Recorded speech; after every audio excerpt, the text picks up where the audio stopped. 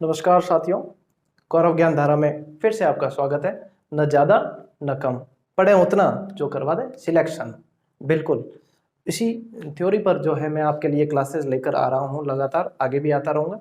लेकिन उससे पहले थोड़ा सा ये लाल रंग कब मुझे छोड़ेगा, दबा दीजिए, नहीं छोड़ने वाला है, ठीक है ना। तो शुरू करते हैं। आज मैं आपके सामने जो है, मैंने हालांकि एक वीडियो इससे पहले बना चुका था, लेकिन विडंबना देखिए कि भाग्य भी परीक्षाएं लेता है। जब पूरा वीडियो शूट करके और फिर देखा तो क्वालिटी उसकी कैमरे की मैं सेट करना भूल गया और क्वालिटी रह गई डाउन। फिर से लेकर आए हैं आपके सामने डबल मेहनत, बिल्कुल आपके लिए सब कुछ करेंगे। रिट तेरे वास्ते क्या कुछ नहीं किया, 100 बार शुक्रिया, 100 बार शुक्रिया। तो बिल्कुल आपके सामने अब चलते हैं, बात करते हैं। मैंने विशेष जो है बिंदु लिख रखे हैं ताकि मैं पूरी रणनीति आपके सामने बता पाऊँ। सबसे पहली जो बात है वो है हमारा सिलेबस, कि क्या सर सिलेबस को काफ़ी क्यूरीज आ रही थी व्हाट्सएप और मैसेजेस के जरिए कि क्या सर सिलेबस से बाहर भी पढ़ सकते हैं, क्या सिलेबस के बाहर से प्रश्न आ सकते हैं, क्या सिलेबस पकड़ के ही चलना है। तो बिल्कुल सिलेबस पकड़ कर चलना है। सिलेबस के बाहर आजकल बहुत लड़के बैठे हैं जो रेट लगाने के लिए तैयार बैठे हैं, एग्जाम देने से ज़्यादा रेट लगाने के लिए तैयार बैठे हैं। सिलेबस से बाहर मान लीजिए क्वेश्चन आ गया, मैंने देखे हैं पुराने एग्जाम सारे, मान लीजिए क्वेश्चन आ गया तो भी वो क्वेश्चन डिलीट होगा। तो सिलेबस को बिल्कुल पकड़ के रखना है। एक प्रिंट आउट सिलेबस की आपको लेकर अपने पास में रखनी चाहिए और उसको हिसाब से तैयारी करनी चाहिए। सिलेबस के बाहर अगर क्वेश्चन आ भी गयो तो 100% डिलीट होगा, कोई चिंता की बात को नहीं है। दूसरी बात, हाँ चलिए सिलेबस कवर करके चलना, और सिलेबस के अंदर आपको जैसे रेट में 30 नंबर की साइको, 30 की हिंदी, 30 की और कोई सेकंड लैंग्वेज, जो भी 2 लैंग्वेज 30 की, और उसके बाद में 60 नंबर की जो एसएसटी है, दूसरे साइंस और मैथ्स वालों के लिए, उनके लिए अलग आएंगे सब्जेक्ट। तो उस हिसाब से आप पढ़कर और टॉपिक वाइज तैयारी करें। दूसरी बात कि एनसीईआरटी बुक्स या ऑथेंटिक बुक्स पढ़नी चाहिए या नहीं पढ़नी चाहिए। देखो मैं एक चीज आपको यहां पर क्लियर बता देना चाहता हूं कि हमें अभी विद्वान बनने की आवश्यकता नहीं है। हमारी अभी प्राथमिकता है नौकरी लेना। जैसे मैस्लो ने आवश्यकताएं बताई है ना, मैस्लो ने 5 आवश्यकता, उसमें सबसे प्राथमिक आवश्यकता बताई है उसने शारीरिक इच्छाओं की पूर्ति। अपनी प्राथमिक आवश्यकता है कि हमें यहाँ पर नौकरी लेनी है, सबसे पहली आवश्यकता तो नौकरी लेने के लिए।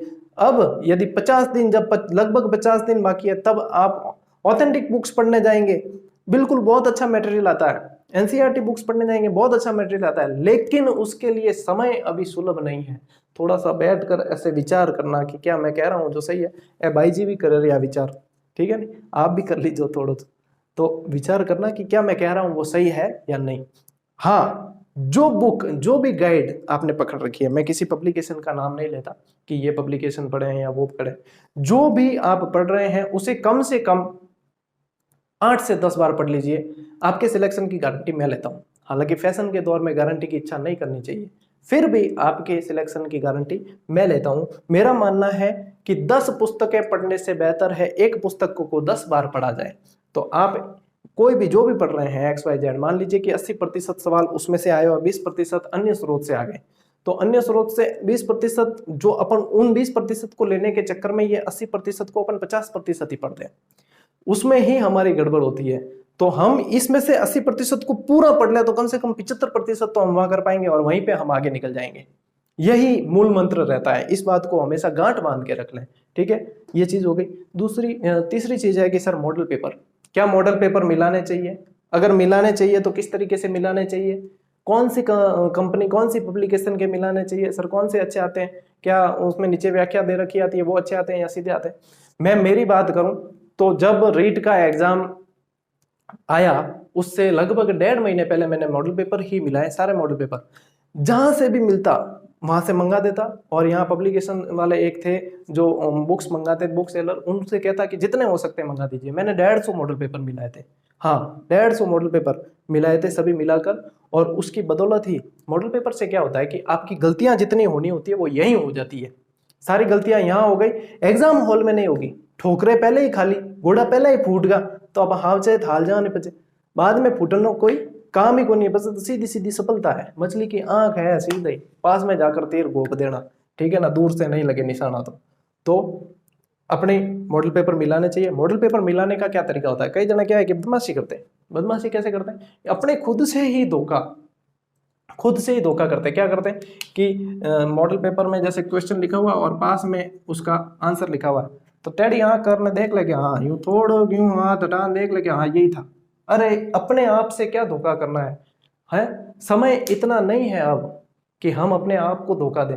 अब तो बिल्कुल ईमानदारी के साथ में मॉडल पेपर मिलाइए और उसके बाद में जितने भी प्रतिशत बनते हैं, जैसे आपके मान लीजिए उस मॉडल पेपर में 70% बन गए तो ऊपर लिख दीजिए, और उसमें से जो क्वेश्चन गलत हुए हैं और जो आपको नहीं आते उनको टिक करें, उन क्वेश्चन को टिक करें। इससे क्या होगा कि आप वापस रिवीजन करेंगे तो आपकी सहूलियत रहेगी, आपको वो क्वेश्चन पढ़ने की जरूरत नहीं पड़ेगी जो आप पढ़ चुके। भाई महाराणा प्रताप का घोड़ा चेतक था, हमें पता है, अब उसको बार बार पढ़ने में और समय व्यर्थ करने में कोई मतलब नहीं है, हमें तो सीधा ही अब पॉइंट पे आना है। तो यहाँ पर मैं कहना चाहूंगा आपको जो भी चीज नहीं आ रही है उसको टिक करें। उससे क्या होगा कि आपकी अंतिम दिनों की जो रिवीजन करेंगे, आप तैयारी करेंगे, वो काफी अच्छी होगी। ठीक है, मॉडल पेपर मिलाने का तरीका बता दिया। पीछे भी लिखे होते हैं, कईयों के आंसर पीछे होते हैं, कईयों के पास में व्याख्या होती है। अब कई जने कहते हैं कि सर उसमें तो व्याख्या दे रखी है, तो वो तो पहले ही दिख जाता है, उत्तर पहले दिख जाता है कि व्याख्या में दिख जाता है, या फिर पास में लिखा हुआ दिख जाता है। तो भाई साहब ऐसे कीजिए, एक कागज की पन्नी फाड़िए, उसको एल आकार में फाड़ लीजिए ताकि वो ऑप्शन भी छुप जाए और व्याख्या भी छुप जाए, और सीधा पन्ना पलटते ही रख दीजिए, क्वेश्चन पढ़ा फिर वापस नीचे चलते जाइए चलते जाइए चलते जाइए। भाई ईमानदारी दिखानी है तो कई रास्ते हैं, और बेईमानी दिखानी है तो भी कई रास्ते हैं। तो आपको यहाँ पर ईमानदारी से काम लेना है। और अब आगे बात करते हैं त्योहारों से दूरी। होली आ रही है, कब है होली? होली आ रही है। एक मैसेज आया था व्हाट्सएप पर कि रामगढ़ कोई जा रहा हो तो गब्बर के पास मैसेज पहुंचा देना कि होली आ रही है। तो होली आ रही है, लेकिन प्रतियोगियों के लिए होली नहीं आ रही है। मैं ये कहना चाहूंगा प्रतियोगियों के लिए होली नहीं आ रही है। कट्ठे पड़ी रे मेरी इंग्लिश की बोतल, अब बट्टे ढूंढ में पड़ी है पर अपाने पीनी कोनी है। अपाने पीनी कोनी है क्योंकि अपाने तो अब गुट्टी पीनी है, कई रीड की किताबा की गुट्टी। ठीक है नहीं, अपन को तो अब त्योहारों से, मैंने खुद ने जब एग्जाम की तैयारी करता था तब मैंने खुद ने भी जो है त्योहार, रिश्तेदारों से मेल मिलाप, यहाँ तक कि मौत मरकत में भी जाना बंद कर दिया था। इसका मुझे इस चीज़ का थोड़ा सा रहता है कि ये नहीं करना चाहिए था।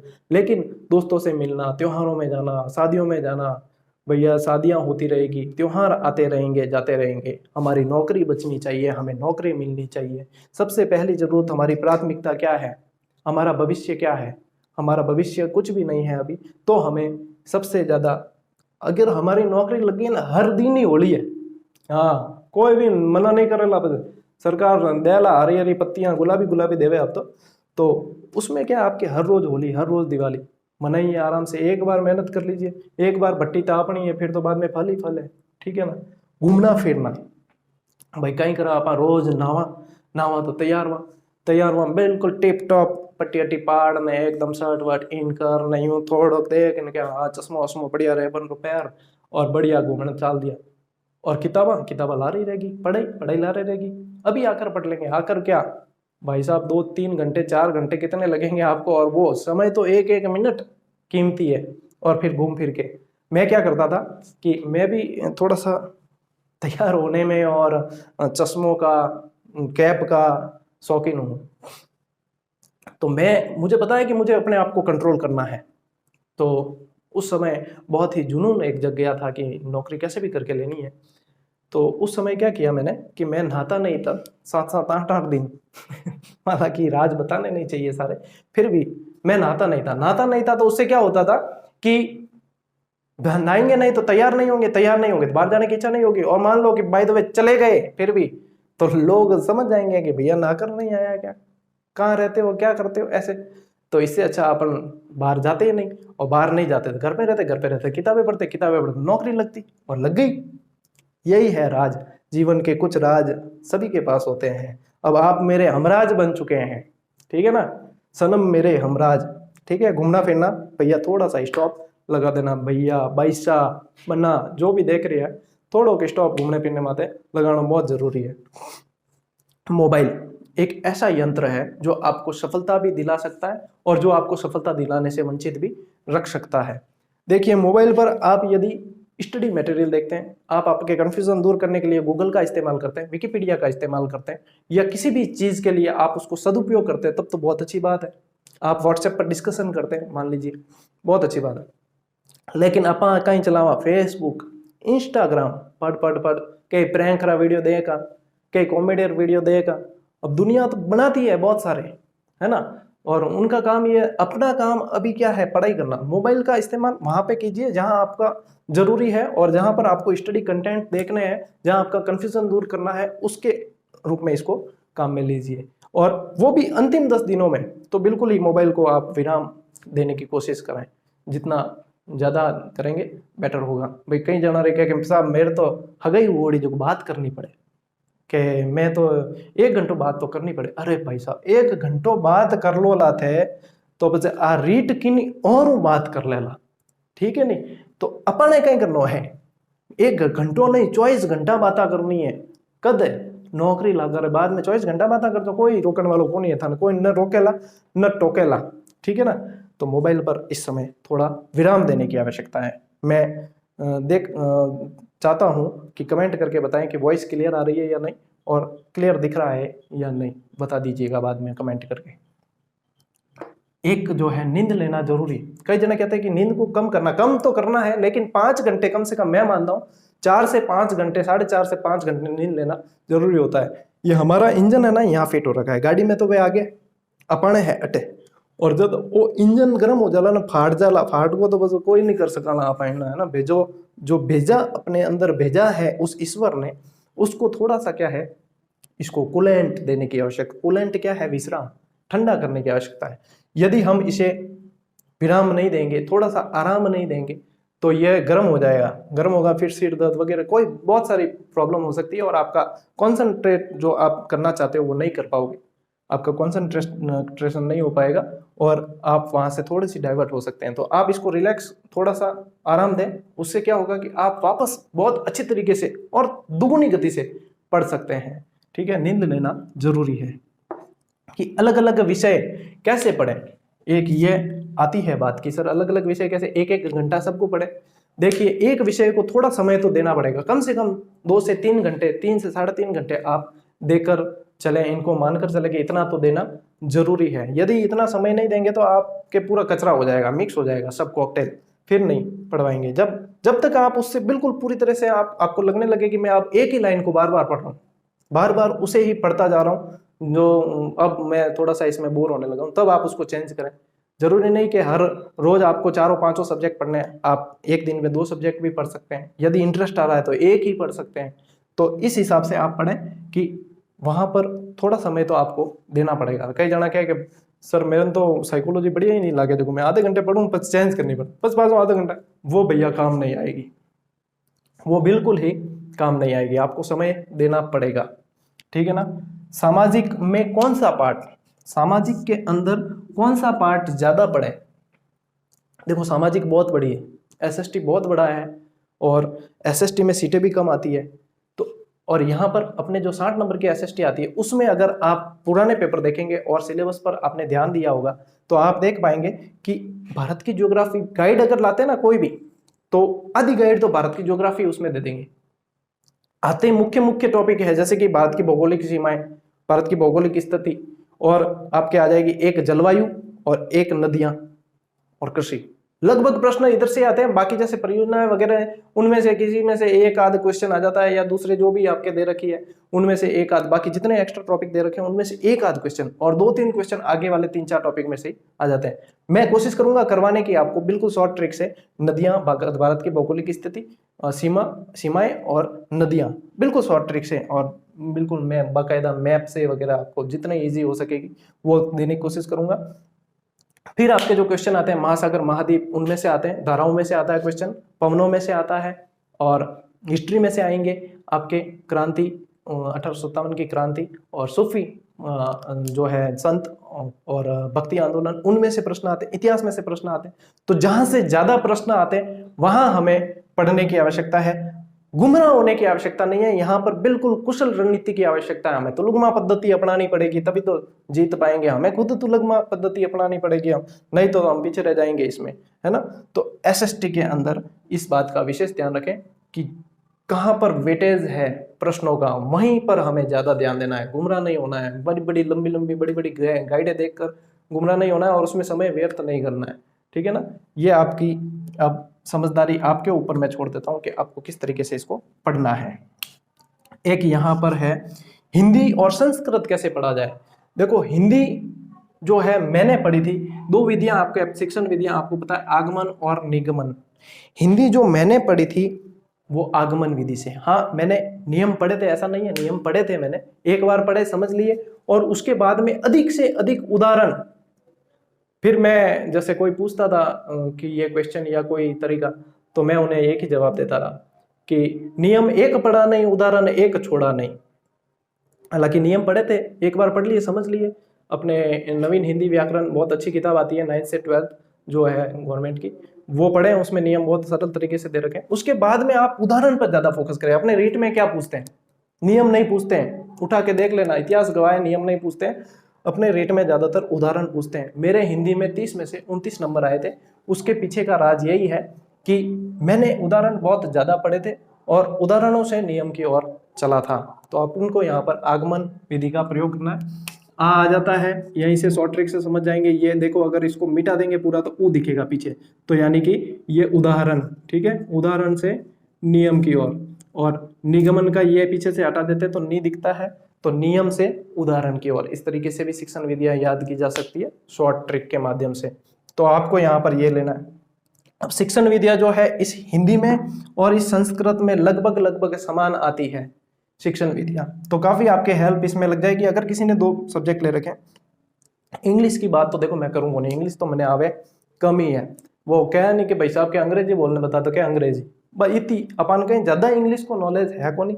हाँ मारवाड़ी में देखो मैं बोल दिया करूँ कभी कभी, लेकिन इंग्लिश को नॉलेज थोड़ा कम है भाई, सीख ला थोड़ा सा। कोई बोलवा वाला कोर्स करावे नहीं, क्या मैंने स्पोकन स्पोकन कोर्स करावे नहीं, वो कर लो टाइम निकालो। बस देखो मैं भी आप रहा हूँ फन्नाटेदार इंग्लिश ले रहा हूँ जो मैं, और इंग्लिश की क्लास भी ले लाग जाते इधर ले सकते हैं, बिल्कुल जो सोचा है वो कर सकते हैं। हिंदी और संस्कृत कैसे पढ़ें। अब संस्कृत में क्या है, समस्याएं रहती है सभी के साथ, क्योंकि एक तो होता है कि सर 10वीं के बाद में कभी पढ़ी नहीं, और संस्कृत मैं भी जब पढ़ता था ना, जब संस्कृत देखता था तो यूं लागतो कि माते माते कोई मोटो भाटो मेल दियो, अब कहीं करा मुर्गा रे कोई बचा ले। तो क्या करता था मैं कि अंतिम 3 महीने जब रीट की मेरे समय विज्ञप्ति आई थी, उस समय तक तो मैंने रिवीजन स्टार्ट कर दिया था, लेकिन मैं सोचता था कि क्या संस्कृत को छोड़ दूं, नहीं पढ़ूं तो इसकी कसर दूसरी जगह निकालूं। संभव ही नहीं है। यदि मैं ऐसा सोचता तो आज आपके सामने यहाँ पर हाजिर नहीं हो सकता था। तो संस्कृत के लिए क्या करना है कि संस्कृत में मैंने क्या किया कि कम पढ़ते थे, इंटरेस्ट कम आता था, तो मैंने इसका टाइम फिक्स किया। हर रोज रात को 8 बजे से 9 बजे तक मैं संस्कृत पढ़ूंगा, और संस्कृत में एक तो शब्द रूप और एक विभक्तियां राम रामो रामा, और एक प्रति पटत पटंती पटसी पटत पटत पटामी पटापट, जबकि अभी भी याद है देख लो। तो इनको क्या है कि वो लयबद्ध, ऐसे छोटे बच्चे रट्टा मारते हैं ना, ऐसे हिलते हिलते वैसे रट्टा मारता था। तो उसके बाद में क्या हुआ कि धीरे धीरे 2 महीने तो मैंने इन्हीं में दिए, संस्कृत में 2 महीने पूरे पूरे, और वो क्या हो गए कंठस्थ। और कंठस्थ होते ही लगभग 10 से 12 सवाल, 8 से 10 सवाल तो मान के चलिए उस शब्द रूप और विभक्तियों के आसपास आते हैं, उनके आसपास ही बाकी टॉपिक में भी वो प्रभावित करते हैं, तो उनके आसपास आते हैं, ये क्लियर हो जाता है। यहाँ से शिक्षण विधियां इनकी और इनकी मैच करती है, थोड़ी सी इसमें पढ़ते हैं, फिर वो आ जाता है, कवर हो जाता है, और फिर जो है आपके पद्यांश और गद्यांश आ जाते हैं, उसमें से क्वेश्चन आप निकाल कर सकते हैं। ऐसे करके आप जो है 23 से 24-25 सवाल आराम से सही कर पाते हैं। और एक प्रत्यय को है जो है वो पढ़ लेना, प्रत्यय बहुत इंपॉर्टेंट होता है इसमें। प्रत्यय संस्कृत के अलग है। प्रत्यय में क्या करें आप कि उदाहरण होते हैं ना प्रत्यय के, उनमें पीछे से उनके पीछे वाली जो है प्रत्यय के वो मिलाएं आप, उपसर्ग तो आगे जोड़ते हैं, प्रत्यय पीछे, पीछे वाले वो मिलाकर उनके उदाहरण सिमिलर देखकर मिलाएं, एक सारणी बना दें, और उसमें देख लें कि भाई ऐसा उदाहरण आता है तो वो, ये शॉर्ट ट्रिक बता रहा हूं मैं आपको, यदि नियम किसी के समझ में नहीं आते तो ऐसे भी कर सकते हैं। और ये मेरे तो कारगर सिद्ध हुआ था, मेरे उस समय बहुत कारगर सिद्ध हुआ। मेरे प्रत्येक का सवाल एक गलत ही नहीं हुआ, एक भी गलत नहीं हुआ। तो 25 सवाल मेरे उस समय पर संस्कृत में सही हुए थे 30 में से, और उसकी का राज यही है, शब्द रूप और विभक्ति ज्यादा से ज्यादा पढ़ें।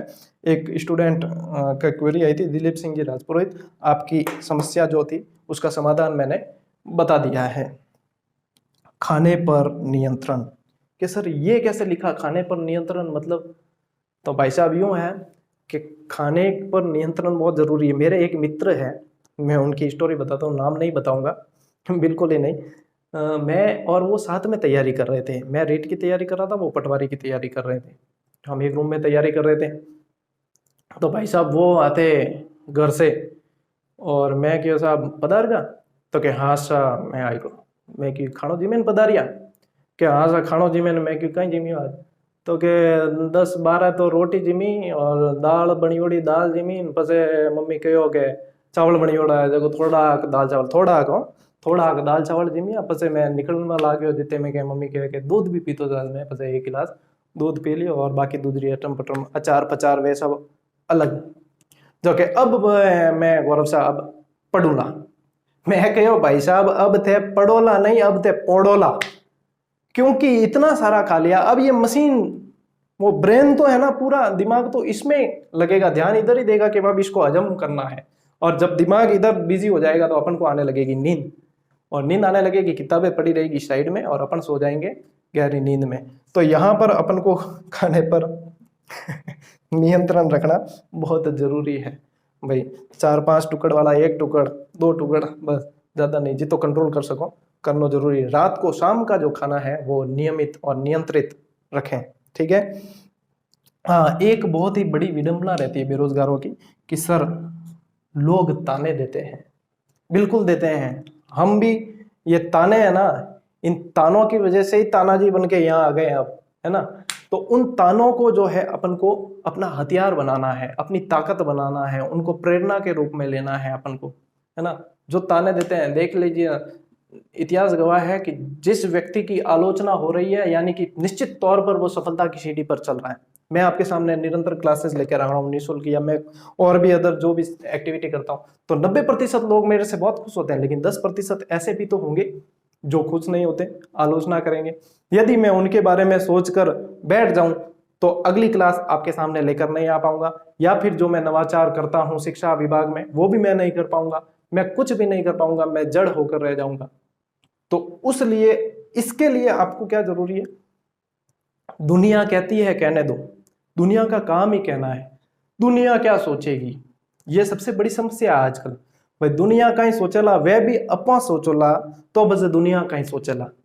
तो दुनिया का काम दुनिया के ऊपर छोड़ देते हैं, अपना काम अपन को करना है, और अपने को अच्छे से पता है कि हमें क्या करना है, इग्नोर, ठीक है। और वही लोग जो आपको ताने देते थे, वही बाद में आपका उदाहरण देंगे कि देखो पढ़ाई इस तरीके से की जाती है। मेरे माँ बाप को बहुत जनों ने कहा था, माता पिता को, कि इनके एक ही लड़का है और ये तो पागल हो जाएगा, इतनी पढ़ाई करता है, ऐसे वैसे, इनके इतना सब सही है फिर भी क्या जरूरत है नौकरी की। अरे भाई साहब, अपनी काबिलियत को सिद्ध करने की जरूरत सभी को रहती है, ठीक है ना।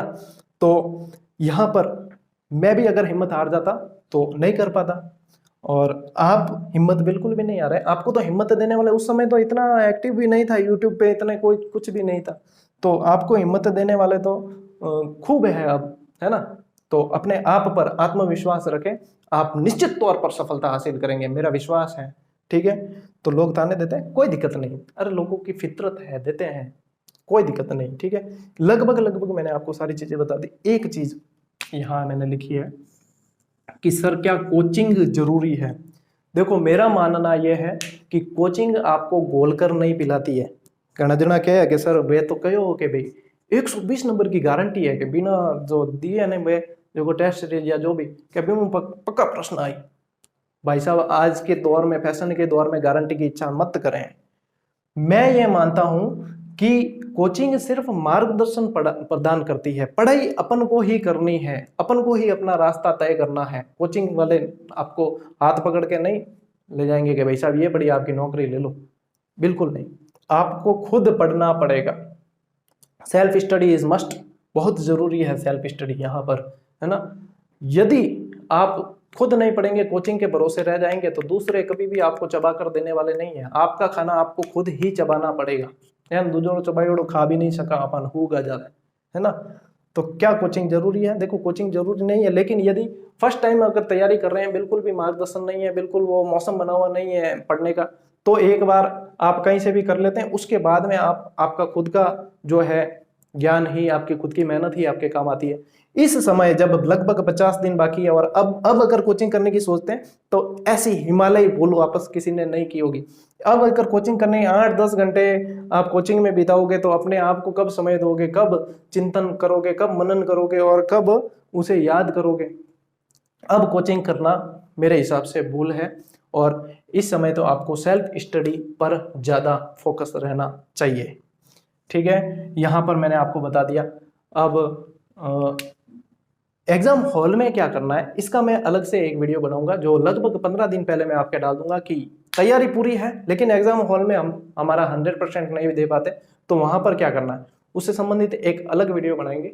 एक लोग कहते हैं जो स्टूडेंट्स हैं उनका कि सर मोटिवेट करें, भाई मोटिवेट करेगी तो मशीन टूट जाएगी ऐसी बात नहीं है, मजाक कर रहा था। तो मोटिवेट देखिए क्या है, मोटिवेशनल अपना मोटिवेट क्या है, मेरी किताबें ही मेरा मोटिवेट है। अपने माँ बाप की इच्छाएं, उनकी इच्छाएं, अपने धर्मपत्नी की इच्छाएं, अपने बच्चों का भविष्य या अपने होने वाली जिसके किसी के होने वाली या होने वाला जो राजकुमार या राजकुमारी वो सारे अपने मोटिवेशन ही है। उन्हें ध्यान में रखकर यदि हम तैयारी करेंगे तो वो मोटिवेशन ही, ऐसा कोई मोटिवेशन में आपको कुछ नहीं गोल कर देने वाले, अपन खुद ही अपना मोटिवेशन है, अपनी किताबें ही अपना मोटिवेशन है, अपना स्तर ही अपना मोटिवेशन है। आप तैयारी कर सकते हैं। चलिए एक बात आपको बताता हूँ।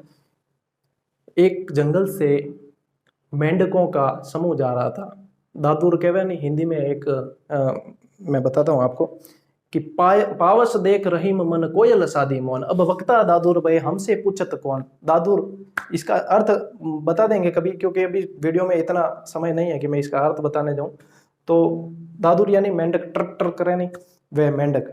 तो वो सब क्या है, हजारों की संख्या में एक जंगल से गुजर रहे थे। उनमें दो मेंढक थे, एक का नाम था रामलाल जी और एक का नाम था श्यामलाल जी। अरे बेटा दो ये अपनी मस्ती में हाल रहा था। वहां पर क्या हुआ कि एक कुआं था ऐसा जिसमें जो मेंढक आज दिन तक गिरा था, इतिहास कहता है कि वो वहां से निकल नहीं पाया था, या तो मर के ही निकला था या जिंदा तो निकल ही नहीं पाया था। और इतने में क्या हुआ कि रामलाल जी पड़ गया दल्ली में, मारवाड़ी भाषा में दल्ली किया करे, तो दल्ली में पड़ गया रामलाल जी। श्यामलाल जी ऊपर बाढ़े दूजन थोड़ा मेंढकान थे पड़ियो ट्र ट्र करने, सबने बुलाया कि मास्टर जी पड़ गया, है ना। रामलाल जी पड़ गया, सब ऊपर से इकट्ठे होकर देखने लगे कि अरे रामलाल जी ये तो क्या हुआ, अब तो आप गए काम से, अब तो यहाँ से नहीं निकल सकते, अब तो राम नाम सत्य हो जाएगा आपका। कोई कहता है कि अब तो आप कुरान की आयतें पढ़ना शुरू कर लीजिए, आपको मोक्ष मिलेगा। कोई कहता है कि गीता के श्लोक पढ़ लीजिए, आपको ऐसे मोक्ष मिलेगा, मुक्ति मिल जाएगी। रामलाल जी क्या है कि थोड़ी थोड़ी पदाका मारता, थोड़ी थोड़ी रामलाल जी पच कोशिश करता, पाजा पड़ता पानी में डुबुक, पचपासी कोशिश करता, पाजा पानी में डुबुक। तो रामलाल जी निरंतर कोशिश कर रहे हैं और ऊपर से उनको निरंतर नकारात्मक ऊर्जा उन तक पहुंचाई जा रही थी। धीरे धीरे धीरे रामलाल जी ने क्या किया कि एक ऐसी छलांग लगाई कि आ गए बाहर, और वो सारे मेंढक सारे के सारे आश्चर्य करने लगे और हिप हिप हुर्रे उछाला उनको रामलाल जी को, और बहुत उनकी तारीफ की, आपने इतिहास रच दिया ना, आपने यूं कर दिया ना, आपने यूं कर दिया। बस वे पाजा रवाना हुआ। तो एक मेंढक भाई साहब रहे नहीं गया, श्यामलाल जी ने पूछे कि रामलाल जी अड़ो क्यों च्यवनप्राश खावे जी को गए, इतनी स्फूर्ति के भाई बारे आ गया, इतिहास रच दियो। तो उसने कहा श्यामलाल ने कि रामलाल जी बहरे हैं, आपके द्वारा जो बोला है बोला, आपके द्वारा जो नकारात्मक ऊर्जा उन तक पहुंचाई जा रही थी वो उन तक पहुंची नहीं, उन्होंने उसको सकारात्मकता ली कि मुझे प्रोत्साहित कर रहे हैं, मुझे प्रेरणा दे रहे हैं। तो उन्होंने क्या है कि उसको अपना प्रेरणा स्रोत बनाकर और मेहनत की और प्रयास किए, और उसका नतीजा आपके सामने है। आपको भी यही करना है। इसीलिए आपको यह कहानी सुनाई है कि लोग नकारात्मक ऊर्जा देते हैं, उसको सकारात्मक में परिवर्तित करके अपने अंदर लीजिए और 100% आप अच्छा दे सकते हैं। मेरा विश्वास है आप दे सकते हैं। तो इसी तरीके से आप पढ़ते रहें। लगभग मैंने सारी चीज़ें यहाँ पर बताने की आपको कोशिश की है, और आगे भी आपके कल मिलेंगे, कल या 1-2 दिन का समय दीजिए और आपकी मुलाकात करवाऊंगा जीन प्याजे से। हाँ जी, जीन प्याजे आ रहे हैं ना, अपने साथ में यहाँ मौजूद होंगे, जीन प्याजे से मुलाकात करवाऊंगा आपकी, बने रहें। जिस चीज़ को मुलाकात करनी है शेयर जरूर करें, और ये लाल रंग सब्सक्राइब कर दें। कहना पड़ता है, क्या है कि बोलने वाले के बोर भी बिक जाते हैं, और नहीं बोले जिन्हें आंबा भी पढ़िया रहे हैं वास्ते कहना पड़े कि पर्यटक हैं बहुत सारे, मैं देख रहा हूँ पर्यटक काफ़ी है भाई, काफ़ी लोग जुड़ चुके हैं। 15-20 दिनों के अंदर जो है 20-25 हज़ार लोगों से प्रतिक्रिया बहुत ही अच्छी मिली है, जुड़े हैं लोग। आप भी जुड़े आगे, हमारा हौसला बढ़ेगा तो हम इसी तरीके से आपके बीच में आते रहेंगे। क्लासेस आपके बीच में निरंतर आती रहेगी और आपकी जो भी दुविधा है उसके बारे में आप व्हाट्सएप, फेसबुक या किसी भी जरिए से, मैं मेल आईडी दे दूंगा डिस्क्रिप्शन में और फेसबुक पेज का लिंक दे दूंगा, उसके जरिए आप व्हाट्सएप बटन फेसबुक पेज पर है, उससे आप सीधा मुझे कांटेक्ट कर सकते हैं। मैं पूरी कोशिश करूंगा कि आपको रिस्पॉन्स दे सकूं। और जो भी आपकी क्वेरी है, जो भी क्वेश्चन है, जिससे संबंधित टॉपिक चाहिए या कोई सुधार के लिए सुझाव देना चाहते हैं तो आपका स्वागत है और इसी तरीके से आपके बीच में आते रहेंगे। मिलते हैं अगली क्लास में, तब तक के लिए राम राम।